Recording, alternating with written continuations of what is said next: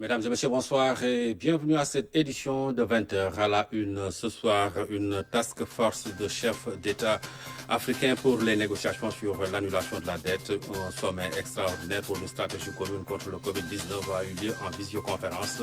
Le Sénégal contribue à hauteur d'1 milliard au fonds de riposte africain. Avec la multiplication des cas communautaires, les autorités sanitaires sortent les gros moyens. Les opérations de désinfection sont en cours dans de nombreuses localités à Dakar et dans les régions. Et puis le ministère du Commerce rassure sur la qualité du riz distribué aux populations. C'est le même que celui que l'on trouve sur le marché. À Somme, Aminata Diatta faisait son projet de presse hebdomadaire. Mais tout d'abord, ce décret donc numéro 2020-977 portant nomination des membres du comité de suivi de la mise en œuvre des opérations du force Covid-19. Le président de la République décrète, article 1er, sont nommés membres du comité de suivi de la mise en œuvre des opérations du force du force Covid-19 au titre des ministères. Maître El Ousseini Khan, directeur général du bureau opérationnel de suivi BOSS, représentant le ministère en charge du suivi du plan Sénégal émergent. Monsieur Abdoulaye Sambo, secrétaire général représentant le ministère des Finances et du Budget. Ambassadeur Mam Baba Sissé, secrétaire général représentant le ministère des Affaires étrangères et des Sénégalais de l'extérieur. Monsieur Ndiogou Diouf, secrétaire permanent du comité de pilotage unique des programmes relevant du MDCEST, représentant le ministère du Développement communautaire et de l'équité sociale et territoriale. Monsieur Pierre Ndiaye, secrétaire général représentant le ministère de l'économie, du plan et de la coopération. Monsieur Hassan Mbeng, secrétaire général représentant le ministère de la santé et de l'action sociale. Au titre de l'Assemblée nationale, monsieur Seydou Diouf, représentant de la majorité parlementaire. Monsieur Toussaint Manga, représentant de l'opposition parlementaire. Monsieur Issa Sall, représentant des non-inscrits. Au titre du Haut Conseil des collectivités territoriales, Madame Lalla Aïcha Fall, Haut conseiller, Monsieur Alioune Badara Faye, Haut conseiller. Au titre du Conseil économique, social et environnemental, Monsieur El Hadj Ibrahim Mbaou, membre du bureau, secrétaire élu, Madame Maïmouna Isabelle Dien, présidente de commission. Au titre des associations d'élus territoriaux, M. Aliou Sall, président de l'AMS, M. Adama Diouf, président de l'ADS. Au titre des partis politiques, M. Nicolas Ndiaye, majorité présidentielle, Mme Aïssata Talsal, majorité présidentielle, M. Abib Sy, opposition, Mme Nyanya Touré, opposition, M. Pape Diop, non aligné, M. Mohamed Massamba Sey, non aligné. Au titre de la société civile, M. Oumar Diop, M. Alassane Sek, Mme Mam Yassine Kamara. Au titre du secteur privé, M. Bokarsi, M. Mbagnik Diop. Au titre des syndicats, M. Mademba Sok, M. Lamine Fall. Au titre des consommateurs, M. Mamara Ndaou et Maître Massokhna Kane. Article 2, le présent décret sera publié au journal officiel. Je vous le disais, la mise en place d'une task force de chefs d'État africains pour conduire les négociations en vue de l'annulation de la dette africaine. À cet effet, le bureau élargi de l'Union africaine s'est réuni aujourd'hui en visioconférence en présence du président Macky Sall et de plusieurs autres chefs d'État africains. Un sommet extraordinaire sur la coordination de la stratégie commune de lutte contre le Covid-19, le Fonds spécial de riposte africain a également été mis en place et le Sénégal a contribué à hauteur d'1 milliard de francs CFA. La synthèse de Pape Biram Bigendiaye. Décor inhabituel d'une rencontre de l'Union africaine, dans un contexte particulier, marqué par une crise sanitaire mondiale qui touche également l'Afrique. Le président de la République, Macky Sall, porte le masque d'un geste barrière, à l'image de son homologue malien, Ibrahim Boubacar Keïta. L'empreinte d'une série de mesures préventives face au Covid-19. Cette pandémie qui aujourd'hui fait trembler le monde et les dirigeants du continent autour du bureau élargi de l'Union africaine sont tous en état d'alerte. Une conférence sur la coordination de la riposte pour des opérations de lutte efficace contre le Covid-19. Le financement d'un fonds spécial autour du Centre africain pour le contrôle et la prévention des maladies en Afrique, le CDC, est un des points majeurs soulignés lors de cette visioconférence. Le Sénégal, à l'image des autres pays africains, a contribué à hauteur de 2 milliards de francs CFA à ce fonds. Au-delà d'une extrême gravité de cette pandémie, une urgence économique se signale avec notamment des menaces sur les emplois, des tensions budgétaires et une dégradation de la qualité de vie des Africains. À ce niveau, une task force composée de plusieurs chefs d'État a été mise en place pour conduire les négociations en vue de l'annulation de la dette publique africaine. L'après-Covid-19 se prépare dès aujourd'hui. Un nouvel ordre mondial se dessine et le continent ne veut pas être en reste. C'est dans ce même esprit que la CEDEAO se réunit ce jeudi en visioconférence pour marquer le temps de l'Afrique. Le Sénégal enregistre une nouvelle victime du Covid-19, décès donc, et 30 nouveaux cas positifs. Et parmi eux, 4 cas communautaires identifiés à Touba. La situation du jour avec le docteur Aloïse Waly Diouf, directeur de cabinet du ministère de la Santé, avec François Seck. Ce mercredi 22 avril 2020, le ministère de la Santé et de l'Action sociale a reçu les résultats des examens virologiques ci-dessous. Sur 482 tests réalisés, 30 sont revenus positifs. Il s'agit de 26 contacts suivis par nos services et de 4 cas issus de la transmission communautaire identifiés à Touba. 11 patients hospitalisés ont été contrôlés négatifs et déclarés guéris. Aucun cas grave n'est à ce jour signalé. L'état de santé des patients hospitalisés par ailleurs est stable. À ce jour, 442 cas ont été déclarés positifs au Sénégal, dont 253 guéris, 6 décédés, 1 évacué et donc 182 sous traitement. Comme annoncé hier, mardi 21 avril 2020, le Sénégal a enregistré son 6e cas de décès lié au Covid-19. Le ministère de la Santé et de l'Action sociale exhorte les populations au respect strict des mesures de prévention collective et individuelle. Le dispositif sanitaire doit être renforcé à Tambacounda, une demande du professeur Moussa Seydi en déplacement dans la région de Tambacounda. La région a enregistré plus de 30 cas positifs au Covid-19. Nous l'écoutons au micro de Tchorodien. J'ai constaté comment les médecins se comportent avec les patients, parce que vous avez des patients qui ne sont pas gravement malades, le plus souvent, s'ils doivent rester 10 jours dans un endroit non confortable ou avec le stress lui-même peut devenir plus dangereux que la maladie. Et j'ai vu que les médecins sont conscients de ça. Ils font tout pour qu'ils soient bien traités sur le plan nutritionnel, sur le plan psychologique. Et ça aussi, ça me réjouit. Je n'ai pas constaté de déficience par rapport aux équipements et aux moyens disponibles, mais comme j'ai l'habitude de le dire, on n'a pas encore beaucoup de cas. Donc c'est pas étonnant que les moyens soient disponibles, mais il faut prévoir beaucoup plus de cas. C'est quand on se prépare au pire qu'on peut faire face. C'est important que Tambacounda ait son centre de traitement, même s'il y a déjà des lits disponibles qui ne sont pas encore occupés. J'ai vu une équipe engagée, une équipe dynamique, une équipe compétente. Et je leur fais entièrement confiance. Il y a un réanimateur sur place. Tamba n'a pas besoin même d'évacuer les malades à Dakar. L'État aussi s'occupe davantage de Tamba pour mieux équiper la structure sanitaire de référence, puisque Tamba polarise beaucoup de villages, beaucoup de pays, je dirais. Donc c'est important que Tamba soit encore mieux doté. Bien sûr en infrastructure, en ressources humaines. J'ai vu aussi que les autres acteurs qui ne sont pas moins importants, qui sont même les plus importants, c'est-à-dire ceux qui sont au niveau central, être vraiment déterminés à combattre cette épidémie. Fermeture des marchés à Touba et à Mbacké pour une semaine, une décision prise après concertation avec les acteurs. C'est pour faire face à la multiplication des cas communautaires. Voici le préfet de Mbacké, Matar Diop, au micro de Oumar Nying de Radio Sénégal.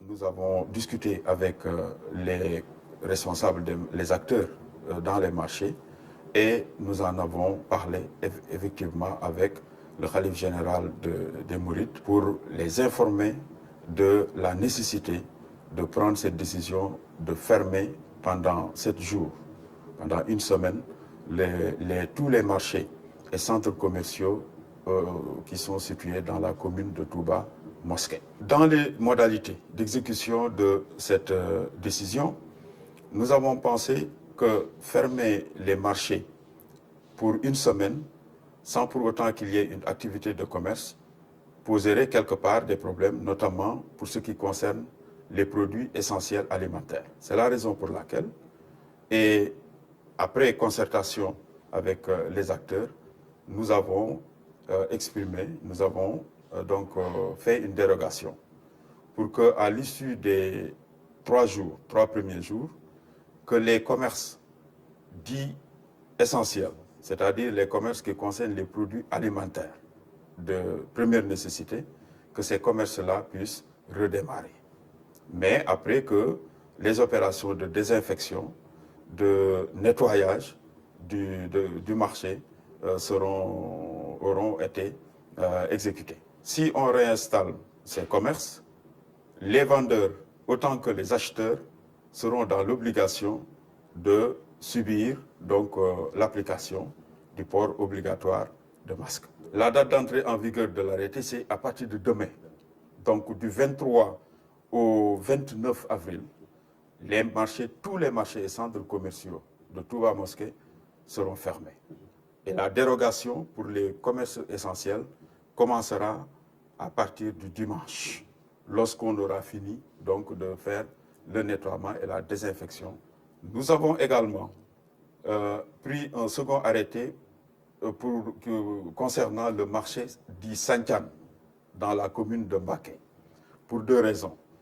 La première raison, c'est un marché qui a une forte concentration humaine et qui est à la limite flottante. La deuxième raison est que c'est un marché qui est aux confins de la commune de Touba, donc qui peut être une zone de repli si on finit de fermer les marchés de Touba. Et la troisième raison, c'est que ce marché n'a pas fait l'objet de désinfection lorsque les premières opérations de désinfection ont été menées. Et cette zone des Santian étant une zone qui est, du point de vue des cas de contamination, est une zone soupçonnée, nous avons pensé que la fermeture pour une semaine de ce marché pourra également constituer une mesure efficace. Voilà, les marchés de Touba et de Mbacké qui seront fermés à partir de demain pour une durée d'une semaine. C'est pour faire face aux cas communautaires. Le ministère de la Santé réceptionne un important lot d'hydroxychloroquine venant de la firme pharmaceutique Sanofi. Par la même occasion, la Chine a offert du matériel de protection contre le Covid-19. C'est un reportage de Youssouf Kaba. Ce don de plusieurs millions de francs CFA, composé essentiellement de matériel de protection, destiné au personnel soignant en direction de la lutte contre le Covid-19. Pour le gouvernement chinois, il s'agit du deuxième don offert dans le cadre de la riposte à cette pandémie et composé essentiellement de matériel de protection indispensable à notre personnel soignant. Par cet acte, la Chine renouvelle à l'endroit de notre pays son amitié et sa solidarité. Je voudrais vous remercier au nom de Monsieur le Président de la République, Son Excellence M. Macky Sall, du gouvernement et du peuple sénégalais. Je voudrais également me réjouir de la forte contribution des entreprises chinoises. La Chine, à travers ce geste, manifeste sa solidarité à l'endroit du Sénégal, avec un seul objectif, vaincre ensemble la pandémie du Covid-19. Dans ce combat, la Chine est très attachée à une coopération sincère et pragmatique avec la communauté internationale nous devons continuer à œuvrer résolument en faveur de l'unité et de la solidarité de tous les pays du monde dans la gestion de cette crise sanitaire et humanitaire inédite. À la suite de cette cérémonie de remise d'aide de la coopération chinoise, le ministre de la Santé et de l'Action sociale a reçu un autre don de l'industrie pharmaceutique Sanofi. Nous avons accepté de donner au Sénégal 2200 boîtes de plaquenil, d'hydroxychloroquine, qui correspondent à 66 000 doses en réalité, et pour une première étape. Mais ce que nous faisons en plus, à travers notre fondation Sanofi Espoir, qui est la fondation de Sanofi, nous allons accompagner le Sénégal pour renforcer la prise en charge des patients, avec aussi un don de 50 concentrateurs d'oxygène, qui est utilisé pour les patients qui auront besoin d'oxygénation. Vous avez répondu avec énormément de, j'allais dire, volontarisme, de volonté, de cœur à la demande du gouvernement sénégalais. Nous en remercions vivement. Et nous pouvons noter aujourd'hui que Sanofi prend une partie extrêmement importante de la gestion de la lutte dans le cadre donc, du traitement. Nous savons effectivement que cette molécule a démontré son efficacité dans le traitement du Covid. Et aujourd'hui, je crois qu'avec votre apport, le Sénégal va encore faire des pas en matière de traitement pour augmenter son taux de guérison.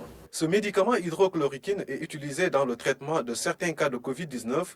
Le laboratoire en fait don à tous les États demandeurs. À cet effet, le Sénégal a reçu ainsi 66 000 doses. Aucune licence de pêche n'a été accordée à un armateur et seules 12 demandes ont été enregistrées et sont en cours de traitement. Des précisions de Alioune Ndoye qui coupe court aux rumeurs et parle de chantage inacceptable. Le ministre de la Pêche est l'invité du magazine Le Point.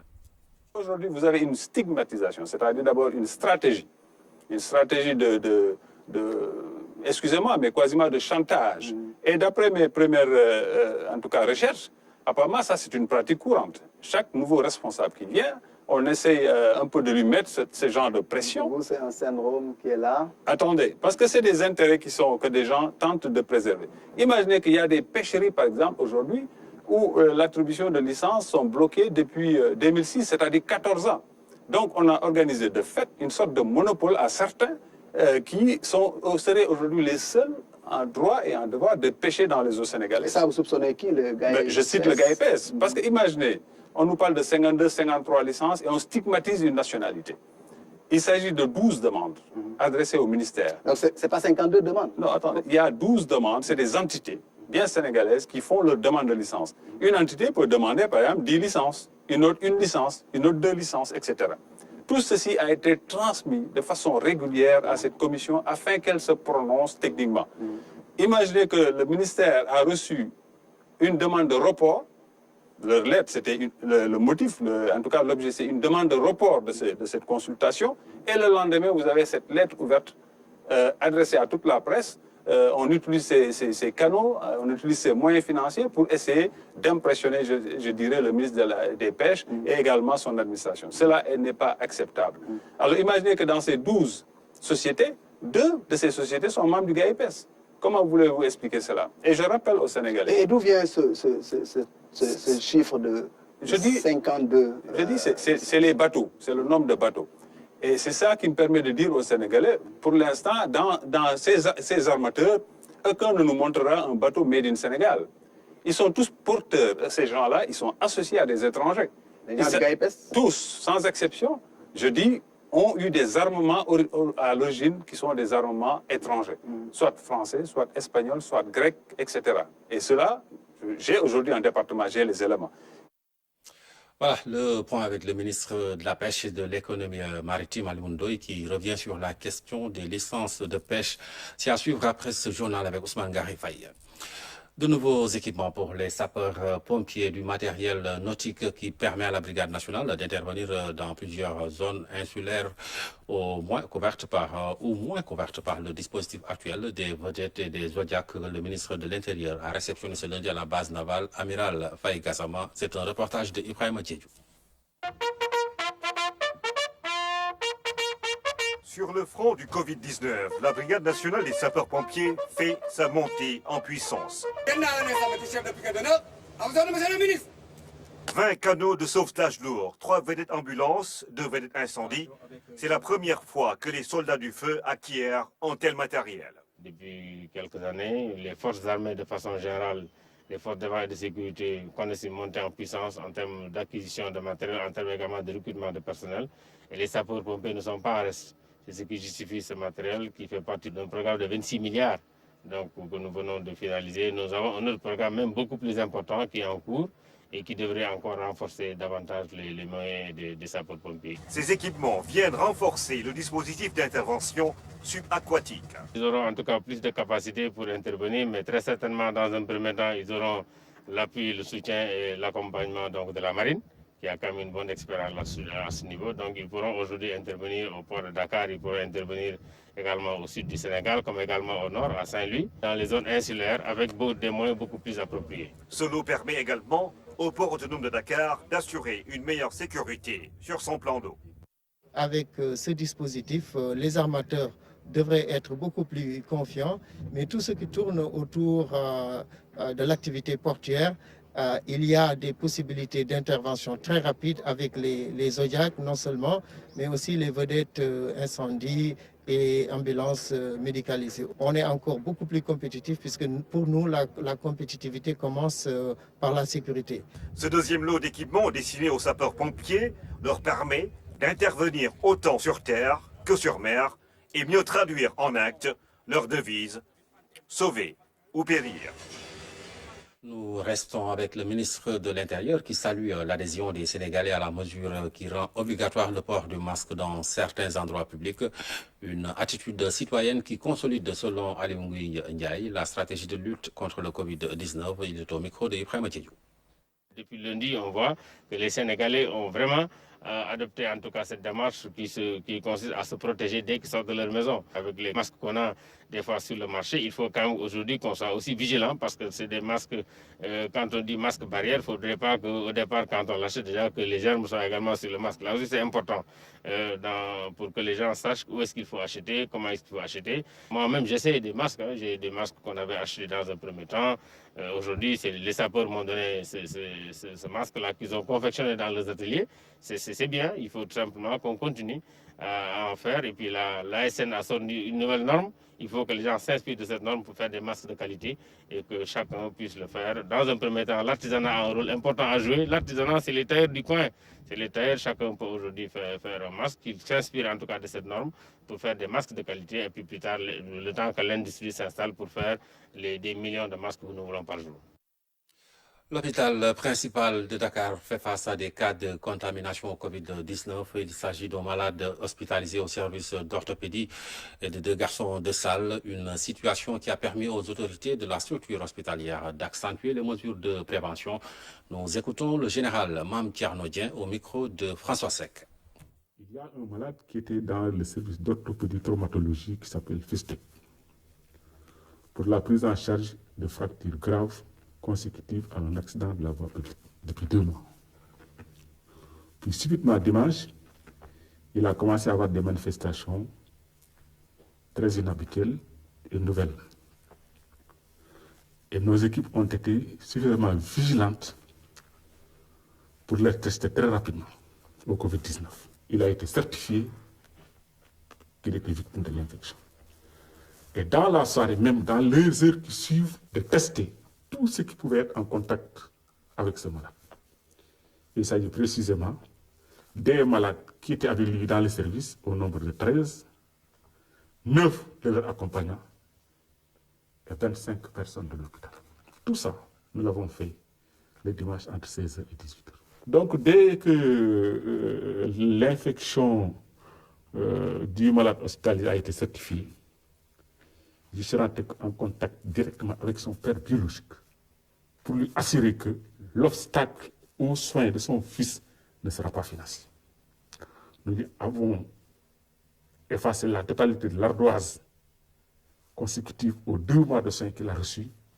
Et pour les jours à venir aussi, tous les soins seront gratuits.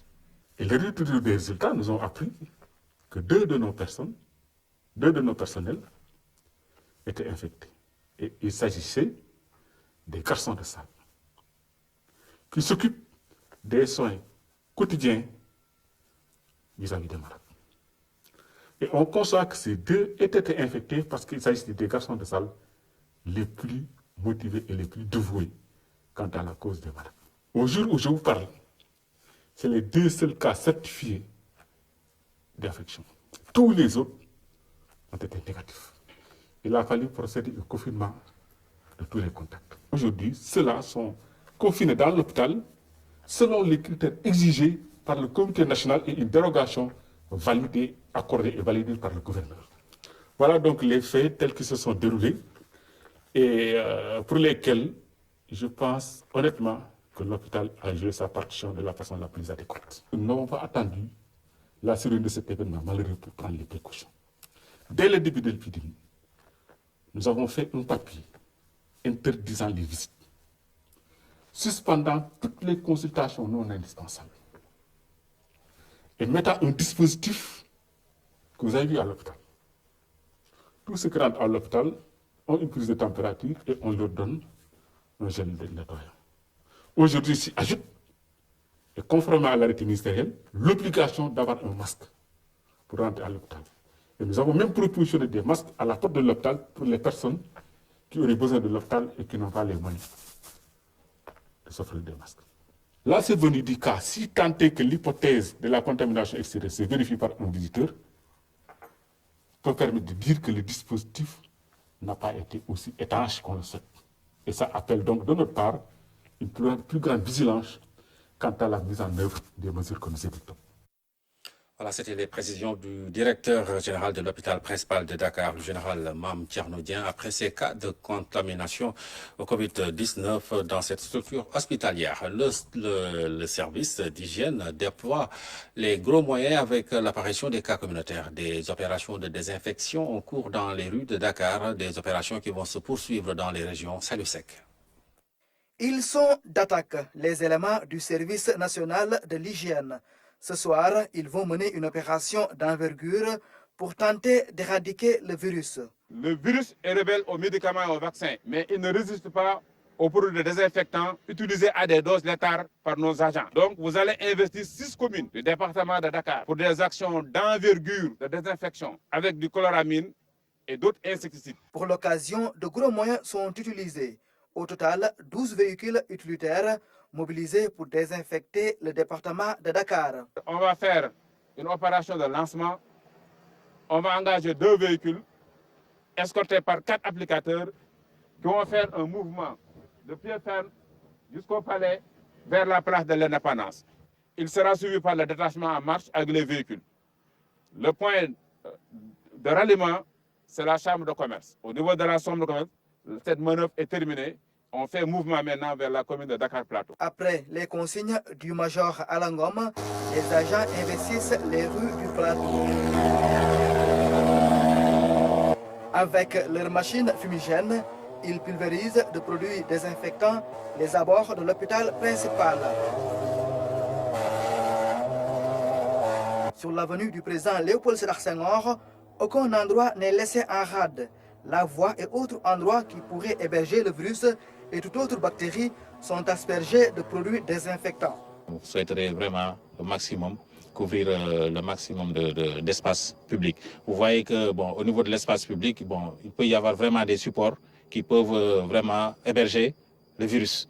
Et donc c'est pour ça, vraiment nous faisons cette attaque comme ça, un peu à l'aveugle.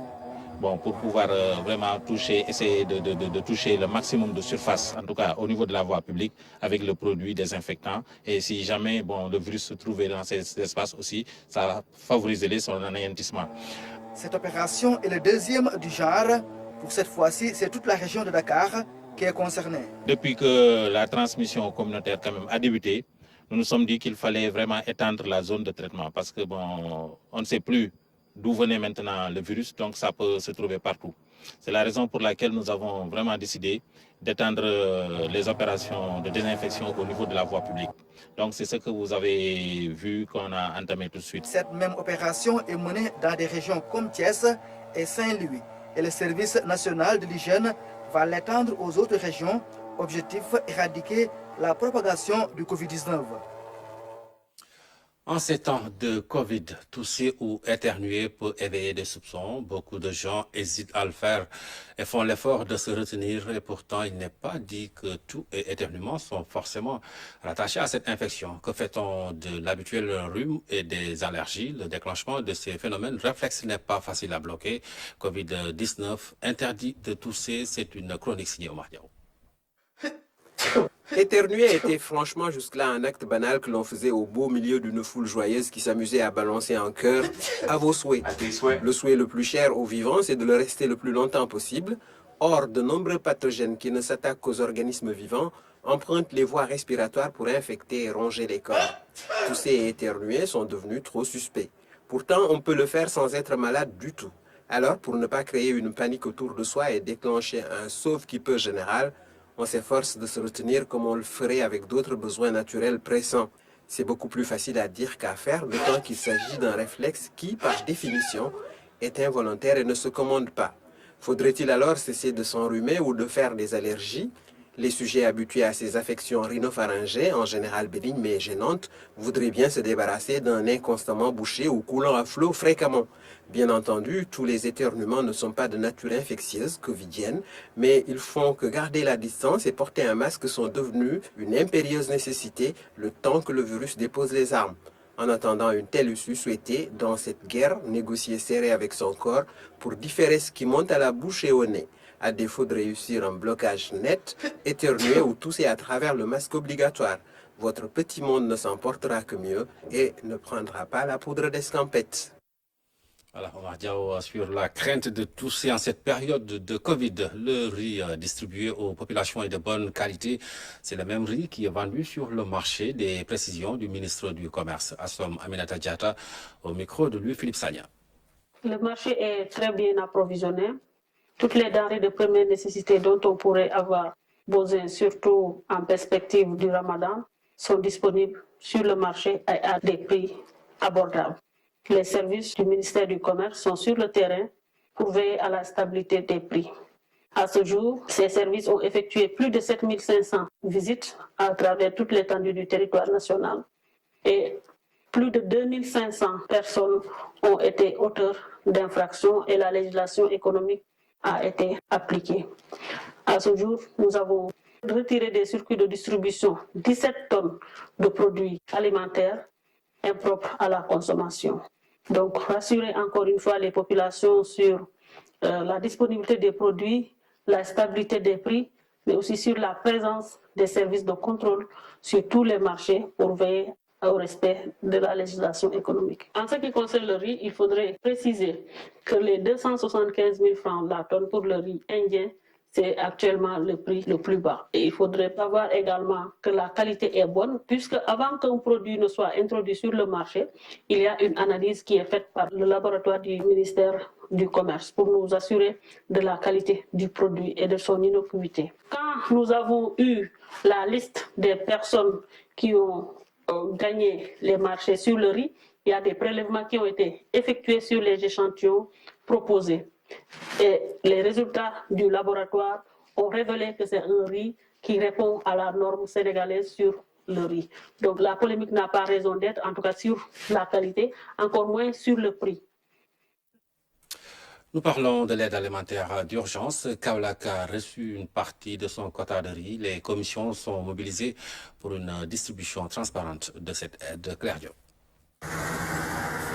Le quota de Kaolack dans le cadre de l'aide alimentaire d'urgence s'élève à 6 752 tonnes de riz. La région vient de recevoir sa première cargaison, 23 camions déchargés dans ce magasin de stockage à Kahone. L'objectif de cette démarche est d'atténuer au mieux les conséquences économiques et sociales du Covid-19 sur les ménages dits vulnérables. Au total, 67 529 ménages sont concernés. Les 45 810 sont ceux inscrits sur le registre national unique. Le reste provient du ciblage communautaire. Ce magasin-là contient le riz qui est destiné au département de Kaolack et de Guinguinéo, qui représente 3 891 tonnes 300. Nous avons procédé ainsi pour des raisons d'économie, de coûts de transport, c'est-à-dire l'éclatement de ce tonnage-là vers les chefs-lieux de communes. Une stratégie est mise en place pour réussir la distribution au niveau de Kaolack et ainsi réduire le coût du transport. Les quantités attribuées seront positionnées dans les magasins les plus proches. Ce magasin-là va polariser les deux départements de Kaolack et de Guinguinéo.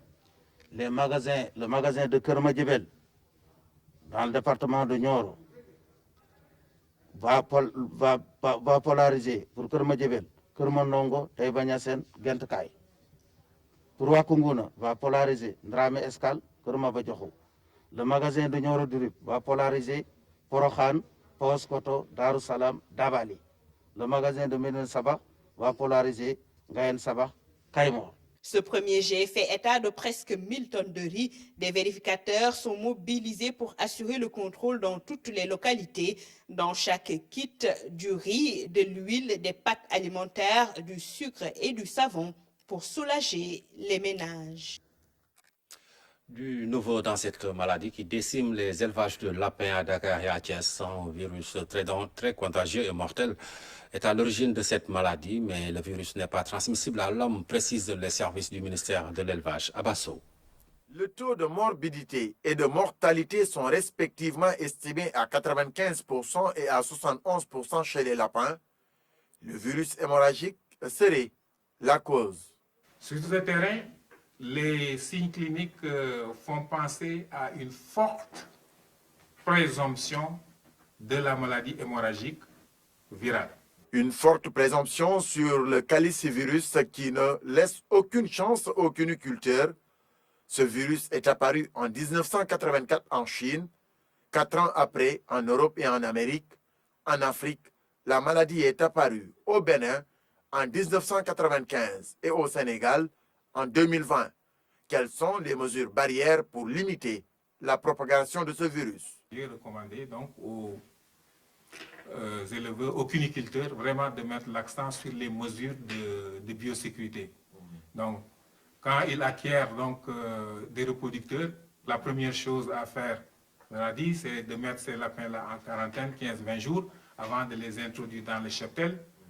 Et au niveau même du bâtiment, mettre genre bac ou avec de l'eau de javel, c'est ce qu'on appelle les pédilivres. Et que le personnel ou l'éleveur peut mettre ses bottes pour éviter vraiment de transporter la maladie.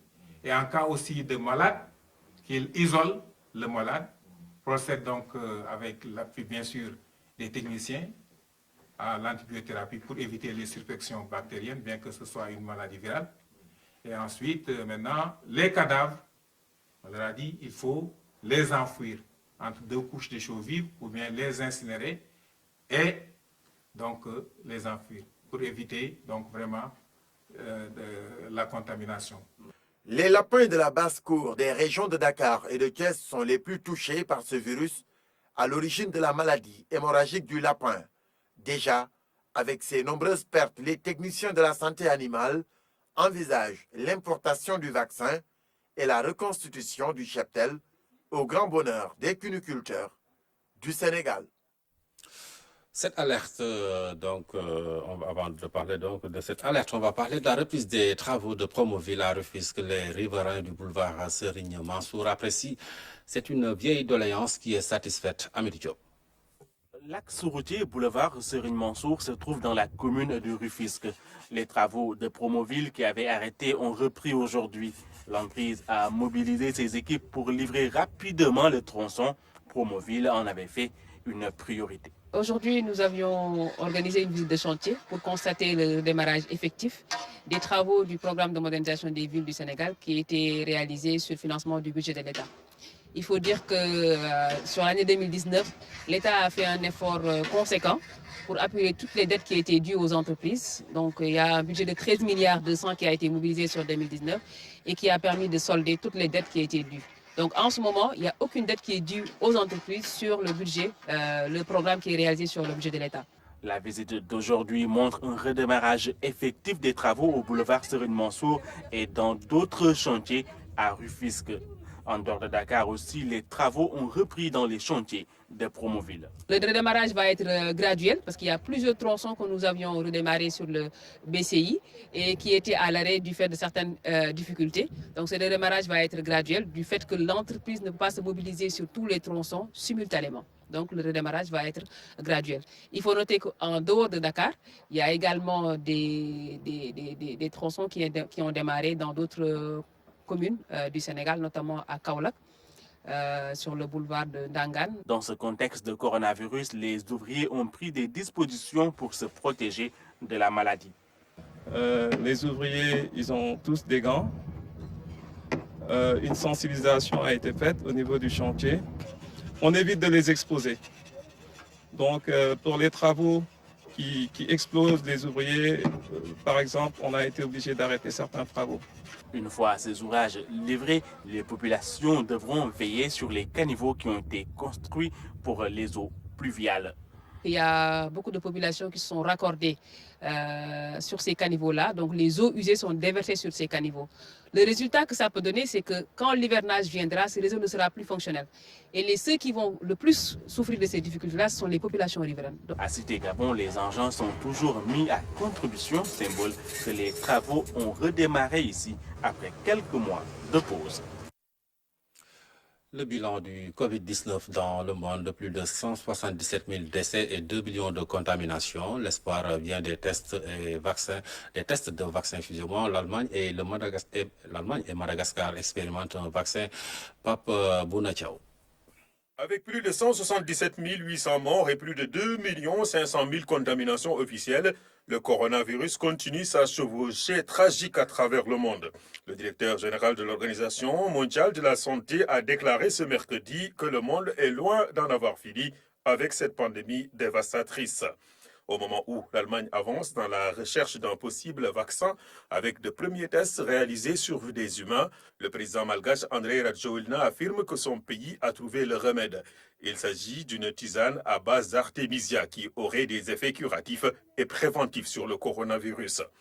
Tous les essais et tests de ce premier remède ont été menés et son efficacité dans la réduction et l'élimination des symptômes a été prouvée pour le traitement des patients atteints du Covid-19 à Madagascar. L'Organisation mondiale de la santé appelle à la prudence et rappelle que pour l'heure, il n'existe pas encore de preuves confirmant que l'artémisia peut prévenir ou guérir la maladie. Le coronavirus, qui selon le Programme alimentaire mondial, pourrait engendrer une catastrophe humanitaire mondiale avec plus de 250 millions de personnes qui seront touchées par la faim d'ici à la fin de 2020. Pays le plus touché par la pandémie, les États-Unis comptabilisent à ce jour plus de 22 millions de personnes mises au chômage. Une situation qui a poussé le président américain Donald Trump à signer un décret suspendant les green cards qui offrait jusque-là le statut de résident permanent aux États-Unis. Pour être précis, donc, l'Allemagne est en train de tester un vaccin et Madagascar dit avoir trouvé un remède. Cette alerte de l'Ageroute, la passerelle de pompiers risque de s'effondrer si les camionneurs ne respectent pas les chargements réglementaires. Un convoi a heurté la passerelle hier, causant d'énormes bouchons à Diop. C'est un gros camion qui a heurté la passerelle de pompiers. Celle-ci a failli s'écrouler. Un accident de plus selon l'Ageroute qui indexe les camions qui ne respectent pas les chargements. Suivant les informations qu'on a reçues, c'est hier aux environs de 16 h qu'un convoi exceptionnel type porte-char qui supportait une pelle qui est un engin de chantier a percuté la passerelle. Maintenant, là, le porte-char est resté sur place, donc ce qui a amené une congestion monstre au niveau de l'autoroute hier jusqu'à ce matin. Ce n'est qu'aujourd'hui, là, sur les coups de 11 h, qu'on a pu libérer le porte-char pour rétablir la circulation comme vous le voyez. La passerelle garde les stigmates des chocs gigantesques qu'elle a subis. Et à chaque fois, c'est à cause des convois exceptionnels. L'Ageroute alerte aujourd'hui sur les risques d'accidents et d'effondrement si les camionneurs ne se conforment pas. Comme vous pouvez le constater sur la passerelle, on peut voir des traces qui font qu'il y a eu 3 accidents au moins qui sont arrivés sur cette passerelle. Et cela est dû au fait que les convois ne respectent pas les gabarits réglementaires qui sont établis. Parce que ça arrive chaque fois, on essaie d'établir, mais par malchance, le jour où ça touchera la passerelle et que la passerelle tombera sur la voie, il y aura un accident monstre qui peut entraîner des pertes de vies humaines et derrière, ça encombrera de manière grave la circulation aussi. La passerelle de pompiers est en béton armé avec une durée de vie de 50 ans. Ceci n'est valable que lorsqu'elle n'est pas régulièrement percutée par les gros porteurs et pour celle-ci, les chocs sont fréquents. Avant de nous quitter, je relis ce décret numéro 2020-977 portant nomination des membres du comité de suivi de la mise en œuvre des opérations du force Covid-19. Le président de la République, sur le rapport du ministre d'État, secrétaire général de la présidence de la République, décrète, article 1er, sont nommés membres du comité de suivi de la mise en œuvre des opérations du force Covid-19 au titre des ministères. Maître El Ousseini Khan, directeur général du bureau opérationnel de suivi BOSS, représentant le ministère en charge du suivi du plan Sénégal émergent. Monsieur Abdoulaye Samb, secrétaire général représentant le ministère des Finances et du Budget. Ambassadeur Mam Baba Sissé, secrétaire général représentant le ministère des Affaires étrangères et des Sénégalais de l'extérieur. Monsieur Ndiogu Diouf, secrétaire permanent du comité de pilotage unique des programmes relevant du MDCEST, représentant le ministère du développement communautaire et de l'équité sociale et territoriale. Monsieur Pierre Ndiaye, secrétaire général représentant le ministère de l'économie, du plan et de la coopération. Monsieur Hassan Mbeng, secrétaire général représentant le ministère de la Santé et de l'Action sociale. Au titre de l'Assemblée nationale, monsieur Seydou Diouf, représentant de la majorité parlementaire. Monsieur Toussaint Manga, représentant de l'opposition parlementaire. Monsieur Issa Sall, représentant des non-inscrits. Au titre du Haut Conseil des collectivités territoriales, Madame Lala Aïcha Fall, Haut conseiller. Monsieur Alioune Badara Faye, Haut conseiller. Au titre du Conseil économique, social et environnemental, Monsieur El Haj Ibrahima Mbou, membre du bureau, secrétaire élu. Madame Maïmouna Isabelle Dien, présidente de commission. Au titre des associations d'élus territoriaux, Monsieur Aliou Sall, président de l'AMS, Monsieur Adama Diouf, président de l'ADS. Au titre des partis politiques, Monsieur Nicolas Ndiaye, majorité présidentielle, Madame Aïssata Tal Sall, majorité présidentielle, Monsieur Habib Sy, opposition, Madame Nyanya Touré, opposition, Monsieur Pape Diop, non aligné, Monsieur Mohamed Massamba Sey, non aligné. Au titre de la société civile, Monsieur Oumar Diop, Monsieur Alassane Sek, Madame Mam Yassine Kamara. Au titre du secteur privé, Monsieur Bokar Sy, Monsieur Mbagnick Diop. Au titre des syndicats, Monsieur Mademba Sok, Monsieur Lamine Fall. Au titre des consommateurs, Monsieur Momar Ndao et Maître Mossohna Khan. Article 2, le présent décret sera publié au journal officiel. Voilà qui met fin à cette édition. L'information revient à 23h avec Maïmouna Dramé. Merci de nous avoir suivis. Bonne suite des programmes sur la RTS.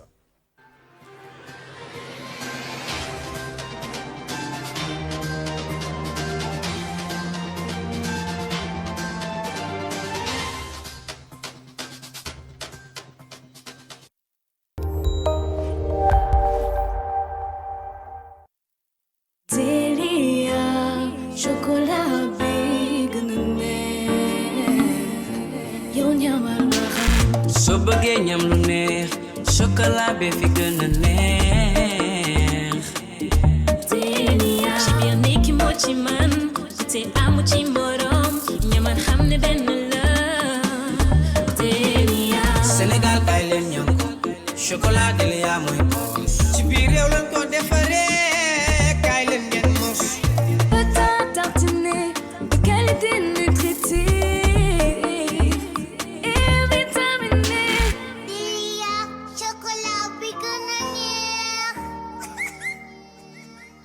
Yow ñamal ba xam ku xewul sa noos